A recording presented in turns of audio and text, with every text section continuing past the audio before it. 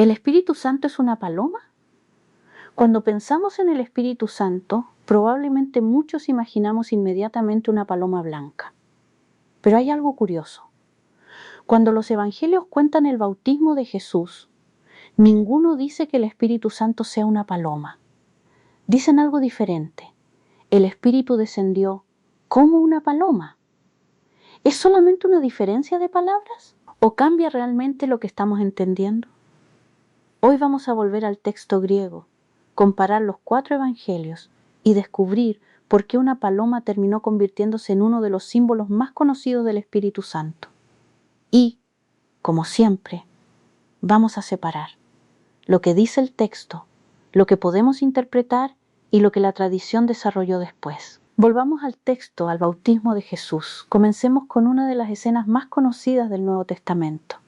Jesús llega al Jordán y es bautizado por Juan. Y después ocurre algo extraordinario. Los cielos se abren. El Espíritu Santo desciende sobre Jesús y se escucha una voz desde el cielo. Los 4 evangelios conservan esta escena, aunque cada uno la cuenta con sus propios matices. Y ahí encontramos nuestra primera pista. 2 palabras en griego Mateo describe al Espíritu de Dios descendiendo. Os peristerá, es decir, como una paloma.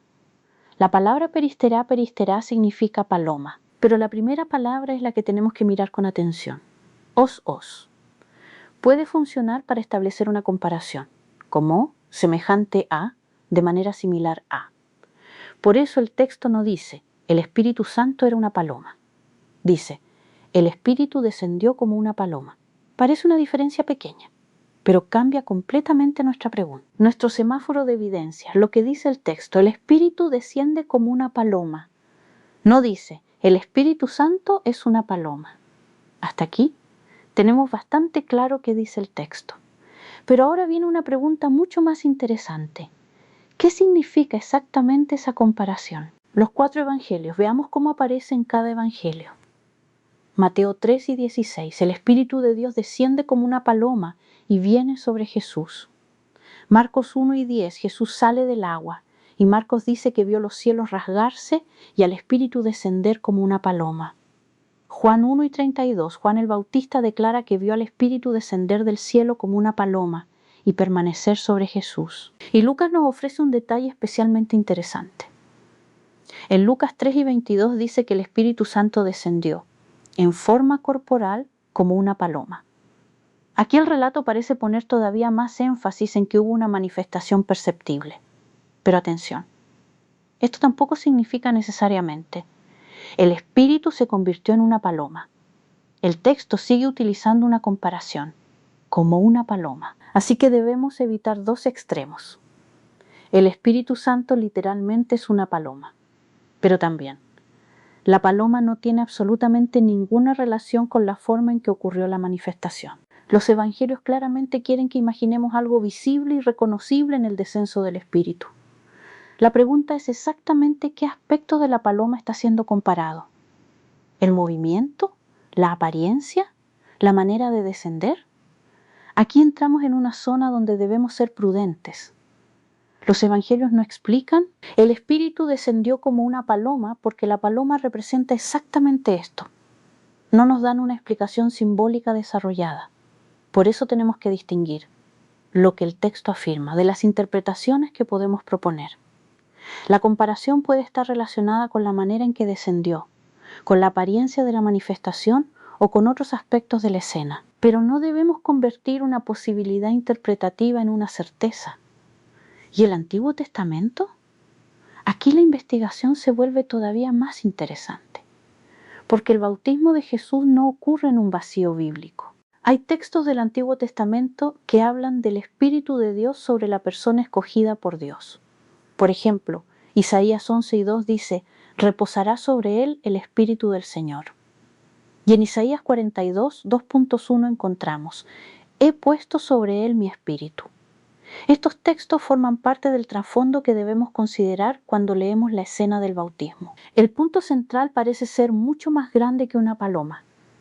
La escena está presentando quién es Jesús y qué significa la presencia del Espíritu sobre él. Pero, ¿Por qué una paloma? Aquí aparece una pregunta que muchas veces respondemos demasiado rápido. Quizá hayas escuchado, la paloma representa paz. Y entonces pensamos inmediatamente en Noé, paloma, paz, Espíritu Santo. Pero tenemos que detenernos. La Biblia utiliza la paloma en diferentes contextos. En Génesis 8 aparece la paloma enviada por Noé. En Levítico aparecen palomas y tórtolas dentro de determinadas prácticas sacrificiales. En Cantar de los Cantares aparece como imagen poética. Y Jesús utiliza la paloma en otro contexto cuando habla de ser sencillos como palomas. Por eso, no podemos asumir que cada aparición de una paloma en la Biblia tiene exactamente el mismo significado simbólico. ¿Existía una tradición judía que identificara al espíritu con una paloma? Esta es una de esas preguntas donde Internet suele darnos respuestas demasiado seguras. A veces, se afirma, los judíos ya sabían que la paloma representaba al Espíritu Santo. Pero cuando buscamos evidencia concreta del siglo I, la afirmación se vuelve mucho más difícil de demostrar. Podemos encontrar asociaciones posteriores en la literatura judía y cristiana, pero eso no significa automáticamente que esa fuera una tradición establecida entre los judíos de la época de Jesús. Así que no podemos afirmar todo judío del siglo I entendía automáticamente la paloma como símbolo del Espíritu Santo. No tenemos evidencia suficiente para decirlo de esa manera. Y esto es justamente lo que queremos enseñar. Una explicación repetida muchas veces no se convierte automáticamente en un hecho histórico. ¿Cuándo se convirtió la paloma en un símbolo del Espíritu Santo? Ahora salimos del texto bíblico y entramos en la historia del cristianismo.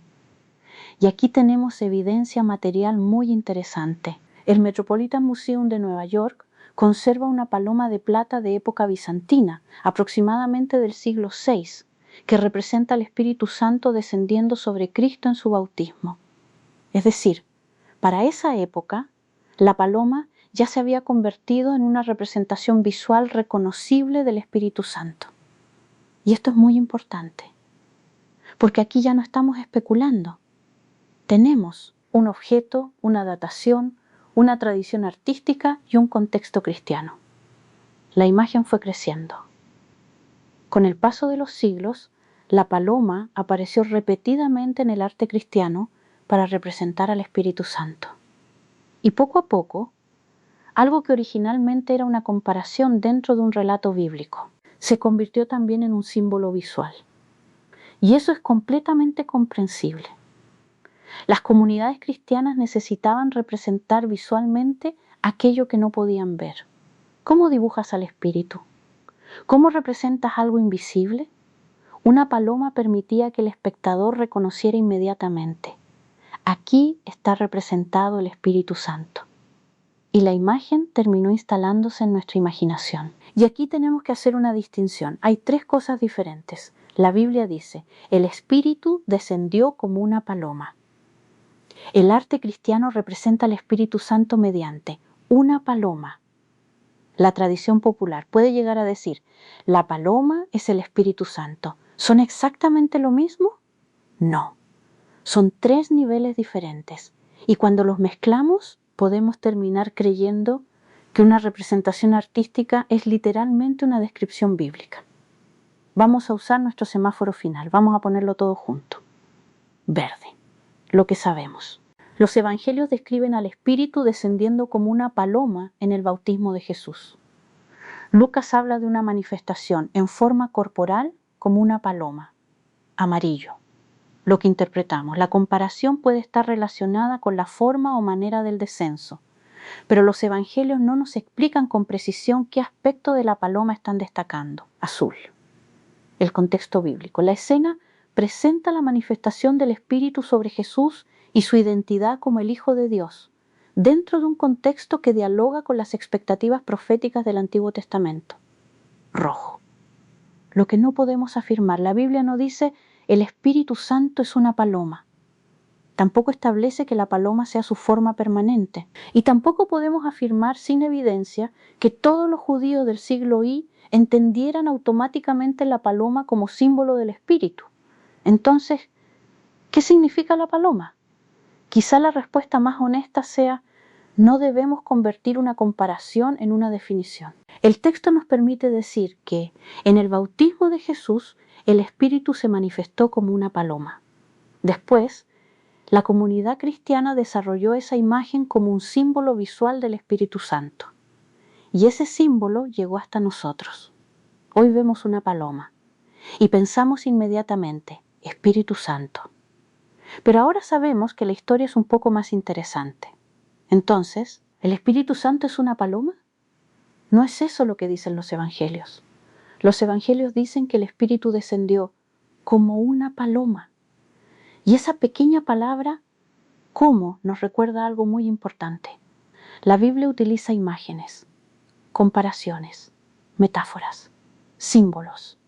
Y nuestra tarea no es eliminar esas imágenes, sino aprender a leerlas. Porque cuando una imagen bíblica permanece durante siglos, puede ocurrir algo curioso.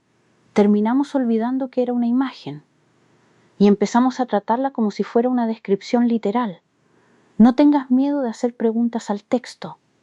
La verdad no teme ser examinada. Y cuando volvemos a las Escrituras con humildad, descubrimos que Dios sigue hablándonos con otros ojos. Nos vemos en el próximo video.